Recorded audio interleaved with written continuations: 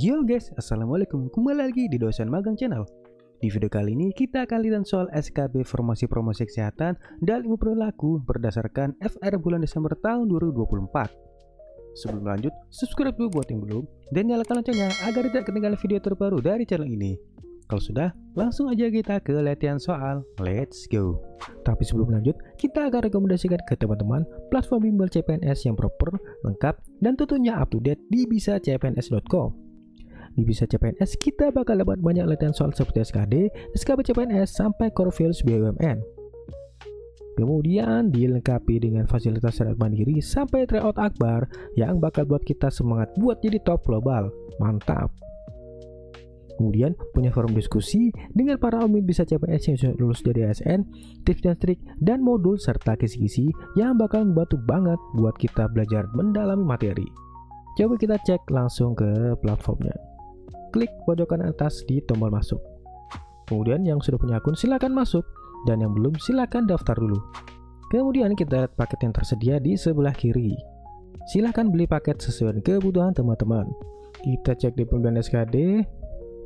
Ada beberapa paket yang bisa dibeli teman-teman. Ada SKD Kedinasan, SKD VVIP, dan SKD VVIP batch akhir 2024. Kalau kami rekomendasikan sekalian ambil VVIP karena kita bakal diberi akses ke rekaman Zoom, masih diskusi dengan bareng mentor yang bakal lebih memperdalam dan mempertajam materi pembelajaran. Dan jangan lupa gunakan kode voucher dosen magang untuk mendapatkan potongan harga sebesar 20.000 guys. Tunggu apa lagi? Buat yang berminat silahkan cek link di deskripsi ya guys. Kita lanjut. Soal nomor 1. Seorang tenaga kesehatan ingin mengetahui tingkat pemahaman masyarakat mengenai pentingnya mencuci tangan dengan sabun dalam mencegah penyakit menular. Ia memiliki dua pilihan metode observasi, terstruktur dan tidak terstruktur. Berikut adalah perbedaan utama antara observasi terstruktur dan tidak terstruktur. Manakah yang paling sesuai? A. Observasi terstruktur menggunakan panduan dan instrumen yang baku, sedangkan observasi tidak terstruktur bersifat fleksibel dan spontan. B. Observasi terstruktur hanya dilakukan kepada kelompok kecil, sedangkan observasi tidak terstruktur pada populasi besar. C. Observasi terstruktur berfokus pada interaksi personal, sedangkan observasi tidak terstruktur hanya melibatkan pengamatan pasif. D. Observasi terstruktur membutuhkan lebih banyak improvisasi, sedangkan observasi tidak terstruktur mengikuti pedoman yang ketat.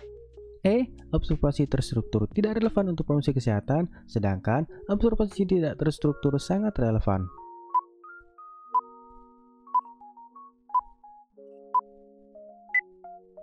Jawabannya adalah A. Observasi terstruktur menggunakan panduan dan instrumennya baku, sedangkan observasi tidak terstruktur bersifat fleksibel dan spontan. Kita lihat pembahasannya. Observasi dalam promosi kesehatan dapat dilakukan dengan pendekatan terstruktur atau tidak terstruktur, tergantung pada tujuan dan kebutuhan penelitian. Ciri observasi terstruktur adalah menggunakan pedoman atau instrumen yang telah dirancang sebelumnya, seperti checklist atau form observasi.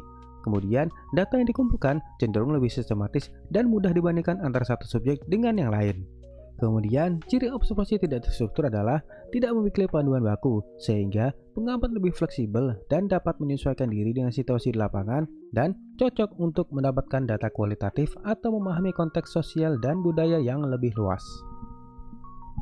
Next, soal nomor 2. Dalam kegiatan promosi kesehatan, metode presentasi sering digunakan karena memiliki beberapa kelebihan. Manakah di antara berikut ini yang merupakan kelebihan utama metode presentasi? A. Memastikan perubahan perilaku pada semua audiens yang hadir. B. Mengurangi kebutuhan tenaga promosi kesehatan secara signifikan. C. Memberikan informasi secara tepat dan interaktif kepada audiens.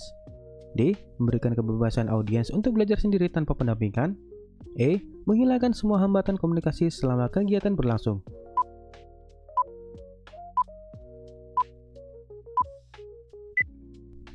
Jawabannya adalah C. Memberikan informasi secara tepat dan interaktif kepada audiens. Kita lihat pembahasannya. Kelebihan metode presentasi adalah yang pertama, informasi cepat dan interaktif. Presentasi memungkinkan tenaga kesehatan untuk menyampaikan informasi secara langsung, terstruktur, dan efisien kepada banyak orang. Kemudian, dukungan visual dan audio. Dengan menggunakan alat bantu seperti slide, gambar, video, atau grafik, materi menjadi lebih menarik dan mudah dipahami. Dan efektivitas dalam kelompok Presentasi cocok untuk memberikan edukasi kepada kelompok besar seperti sekolah, komunitas, atau tempat kerja. Next. Soal nomor 3. Dalam pelaksanaan advokasi promosi kesehatan, seringkali hasilnya tidak sesuai dengan tujuan yang diharapkan.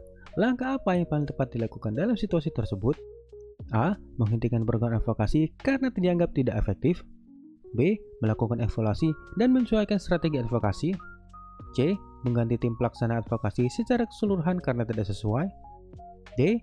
Mengabaikan hasil yang tidak sesuai dan melanjutkan program yang sama. E. Fokus hanya pada pihak yang mendukung program tanpa memperhatikan yang lain.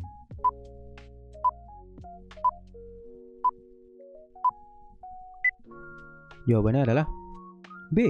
Melakukan evaluasi dan menyesuaikan strategi advokasi. Kita lihat pembahasannya.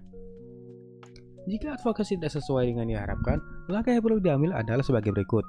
Yang pertama, evaluasi program dengan mengidentifikasi faktor penyebab kegagalan seperti pesan yang kurang tepat, audiens yang tidak sesuai, atau media komunikasi yang kurang efektif. Kemudian, mengevaluasi apakah tujuan advokasi realistis dan terukur. Dan langkah selanjutnya adalah penyesuaian strategi, yaitu memodifikasi pendekatan atau pesan advokasi agar lebih relevan dengan kebutuhan audiens, dan melibatkan audiens target dalam perencanaan ulang strategi untuk memastikan keterlibatan mereka. Next. Soal nomor 4. Untuk mengetahui apakah suatu peraturan dapat langsung diterapkan atau membutuhkan peraturan operasional, jenis analisis apa yang paling tepat digunakan? A. Analisis kebutuhan. B. Analisis kelayakan. C. Analisis kebijakan.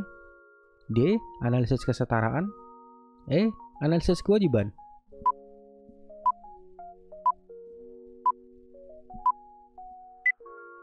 Jawabannya adalah B. Analisis kelayakan. Kita lihat pembahasannya. Tujuan analisis kelayakan adalah menilai sejauh mana peraturan dapat diterapkan secara praktis di lapangan. Kemudian, pertimbangan dalam analisis kelayakan adalah apakah sumber daya, dalam hal ini manusia, keuangan, teknologi yang diperlukan sudah tersedia, apakah peraturan mudah dipahami oleh pihak yang harus mematuhinya, dan apakah ada peraturan operasional yang harus disediakan untuk membantu implementasi. Next. Soal nomor 5. Di sebuah lingkungan RTS, ketua RTS ingin meningkatkan kesadaran masyarakat tentang pentingnya perilaku hidup bersih dan sehat PHBS. Manakah di antara langkah berikut yang paling efektif dilakukan untuk mendorong penerapan PHBS di lingkungan tersebut? A. Membagikan brosur tentang PHBS kepada setiap kepala rumah tangga. B. Mengadakan lomba kebersihan antar rumah tangga di RT. C. Memberikan sanksi kepada warga yang tidak memenuhi aturan kebersihan lingkungan. D. Mengadakan penyuluhan tentang PHBS dan mengajak masyarakat untuk berdiskusi aktif. E. Menjadikan fasilitas kebersihan seperti tempat sampah dan air bersih.